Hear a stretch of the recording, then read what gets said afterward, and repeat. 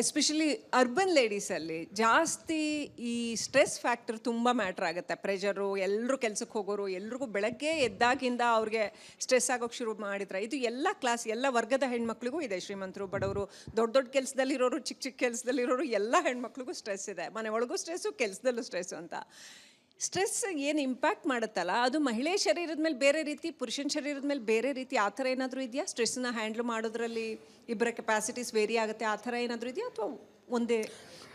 Stress ಅಂತಂದರೆ it's a very broad term ಅಂತ ಹೇಳ್ಬೋದು.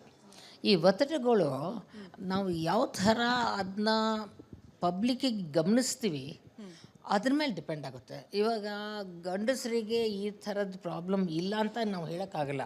ಯಾಕಂದರೆ ಗಂಡಸರು ಹೋಗ್ಬಿಟ್ಟು ಅವ್ರ ಫ್ರೆಂಡ್ಸ್ ಜೊತೆಲಿ ಕೂತ್ಕೊಂಡು ಅವ್ರದ್ದು ಹ್ಯಾಂಕಚಿಫ್ ತೆಗೆದ್ಬಿಟ್ಟು ಅಳೋದು ಆ ಥರ ಇಲ್ಲ. ಅವರು ಸ್ವಲ್ಪ ಒಳಗಡೆನೇ ಇಟ್ಕೊಂಡ್ಬಿಟ್ಟು ಅವ್ರು ಫೀಲ್ ಮಾಡ್ತಾರೆ. Because it's only women's problem ಅಂತೆಲ್ಲ ಶುರು ಮಾಡ್ತಾಯಿದ್ರು 1990 2000 ಬಟ್ ಇವಾಗ ಸಾಕಷ್ಟು ಪ್ರಚಾರ ಆಗಿರೋದ್ರಿಂದ ಎಲೆಕ್ಟ್ರಾನಿಕ್ ಮೀಡಿಯಾ ಅಥವಾ ಪ್ರಿಂಟ್ ಮೀಡಿಯಾನಿಂದ ಸೊ ಆ ಥರ ಪ್ರಚಾರ ಆಗಿದೆ. ಸೊ ಗಂಡಸರು ಫೀಲ್ ಮಾಡಲ್ಲ ಅಂತಲ್ಲ, ಗಂಡಸರು ಫೀಲ್ ಮಾಡ್ತಾರೆ. ಬಟ್ ಅವರ ಎಕ್ಸ್ಪ್ರೆಷನ್ ಹೇಗಿದೆ ಔಟ್ವರ್ಡ್ ಅದು ಬೇರೆ.